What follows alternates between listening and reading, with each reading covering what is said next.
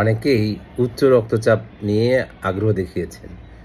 তো বাংলাদেশের জন্য এটা খুব একটা সতর্কের ব্যাপারটা হচ্ছে যে বাংলাদেশের প্রতি 4 জন বা 5 জনের একজনের উচ্চ রক্তচাপ আছে, এবং যত মানুষের উচ্চ রক্তচাপ আছে তার অর্ধেক মানুষ জানেই না তার উচ্চ রক্তচাপ আছে। যারা জানে তার অর্ধেক মানুষ কোনো রকমের ওষুধ খায়, এবং যারা ওষুধ খায় তাদের মধ্যে আরও অর্ধেক মানুষ মাত্র নিয়ন্ত্রণে আছে। অর্থাৎ 12% মানুষের, 12 থেকে 15% মানুষের উচ্চ রক্তচাপ নিয়ন্ত্রণে আছে। যে উচ্চ রক্তচাপের যে জটিলতা, সেটা হচ্ছে আমাদের ব্রেনের সমস্যা, চোখের সমস্যা, হার্টের সমস্যা, কিডনির সমস্যা, রক্তনালীর সমস্যা। এই সমস্যাগুলো তৈরি করে, যেটা মানুষের জীবনযাত্রাকে অচল করে দেয়, মৃত্যুহার বাড়িয়ে দেয়।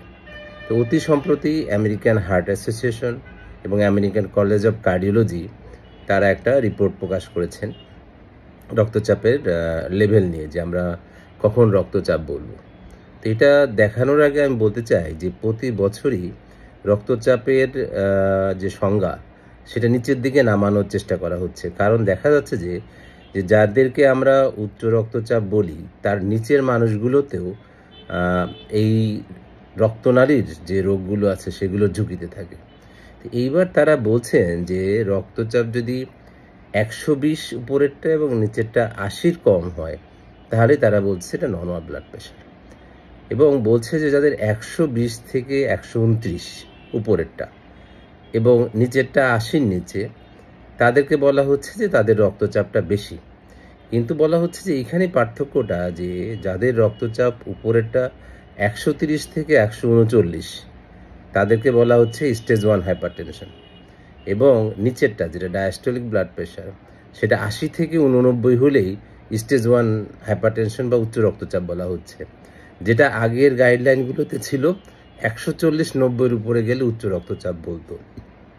তো এই নামানোর উদ্দেশ্যটাই হচ্ছে যে রক্তচাপের এই লেভেলে যারা আছেন, যাদের এলিভেটেড ব্লাড প্রেশার অর্থাৎ সিস্টোলিক ব্লাড প্রেশার বা উপরেরটা 120 থেকে 129, এবং যাদের স্টেজ 1 130 থেকে 139, বা নিচেরটা 80 থেকে 89, তাদেরকে সতর্ক অবস্থায় থাকতে হবে, তাদের জীবনযাত্রা পরিবর্তন করতে হবে। এটা হচ্ছে বড় ব্যাপার। তাদের ওষুধ খেতে হচ্ছে না সাধারণত, যদি অন্য কোনো জটিল অসুখ না থাকে। তো তারা স্টেজ 2 বলছে কখন, যখন রক্তচাপ 140-এর উপরে উঠে যাচ্ছে উপরেরটা, এবং নিচেরটা 90-এর উপরে যাচ্ছে, যে 140/90। তো এটা কিন্তু আগের বার স্টেজ 1 বলা হতো, এবার বলা হচ্ছে এটা হচ্ছে স্টেজ 2। তো এদেরকে বলা হচ্ছে যে এদের হয়তো ওষুধের আওতায় আনতে হবে। এই জন্যে আমাদের সবাইকে রক্তচাপ কিভাবে সঠিকভাবে মাপতে হয়, রক্তচাপ কিভাবে প্রতিরোধ করা যায়, কিভাবে নিয়ন্ত্রণ করা যায়, এবং রক্তচাপের সঠিক মাত্রাটা, এই জ্ঞানটা সবার থাকা উচিত। সেই উদ্দেশ্যেই ভিডিওটি করা। দেখুন তাহলে ভিডিওটি। আমেরিকান হার্ট অ্যাসোসিয়েশনের সর্বশেষ আপডেটটি এখানে দেখানো হচ্ছে, আন্ডারস্ট্যান্ডিং ব্লাড প্রেশার রিডিংস। তো এখানে বলা হচ্ছে যে নর্মাল ব্লাড প্রেশার কত। যদি সিস্টোলিক ব্লাড প্রেশার, যেটা আমরা উপরেরটা বলে থাকি, সেটা যদি 120 মিলিমিটার মার্কারির কম হয়, এবং যদি ডায়াস্টোলিক বা নিচের যেটা, সেটা যদি 80 থেকে কম হয়, 80 মিলিমিটার মার্কারি, তখনই বলা হচ্ছে নর্মাল। অর্থাৎ আমরা সংক্ষেপে যদি বলি 120/80, সেটা নর্মাল। এলিভেটেড মানে বেড়ে গেছে বলা যাচ্ছে কখন, যখন উপরের ব্লাড প্রেশারটা 120 থেকে 129 এর মধ্যে আছে, তখন আমরা বলবো যে এটা বর্ধিত ব্লাড প্রেশার, কিন্তু উচ্চ রক্তচাপ না।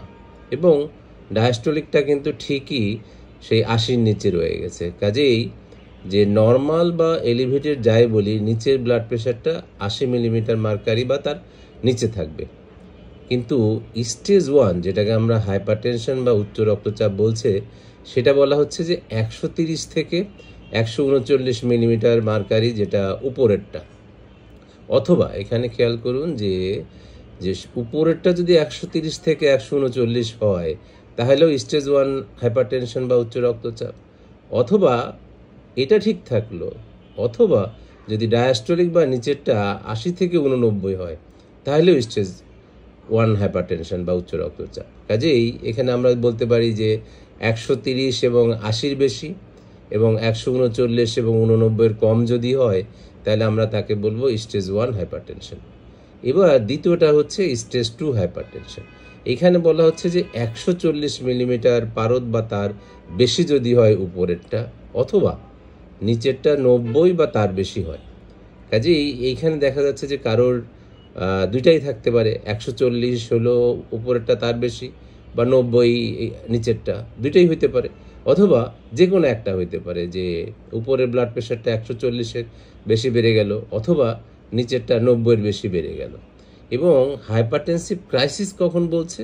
যখন উপরেরটা 180 মিলিমিটার পারদ হবে এবং অথবা যদি নিচেরটা 120-এর বেশি হয়। অর্থাৎ আমরা সংক্ষেপে বলতে পারি যে কারোর ব্লাড প্রেশার মেপে দেখা গেল যে 180/120, তখন আমরা বলবো হাইপারটেনসিভ ক্রাইসিস।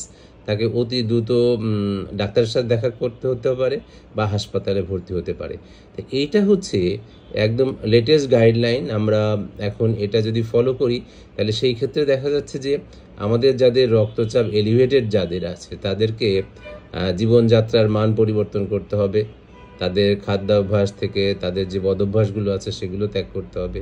যে স্টেজ 1 যে হাইপারটেনশন, সাধারণত এই গ্রুপের ওষুধ শুরু করা হয় না, কিন্তু এর সাথে যদি তার অন্য কোনো জটিল অসুখ থাকে সেই ক্ষেত্রে হয়তো এখানে ওষুধের কেউ দিয়ে থাকতে পারেন। কিন্তু স্টেজ 2 যেটা, সেটা কিন্তু এখন বেশি বলা হচ্ছে যে এদেরকে প্রথমে দেখা যাক যে জীবনযাত্রার মান পরিবর্তন করে হয় কিনা, অথবা ওষুধ দিতে হবে। আর যদি কখনো 180-120-এর বেশি হয়ে যায় তখন তাহলে তাকে জরুরি হাসপাতালে বা ডাক্তারের কাছে যেতে হবে।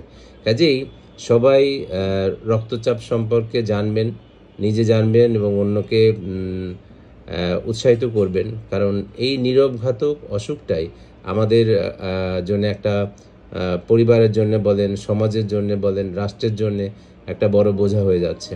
সবার জন্য শুভকামনা থাকলো। ভালো থাকুন। ধন্যবাদ।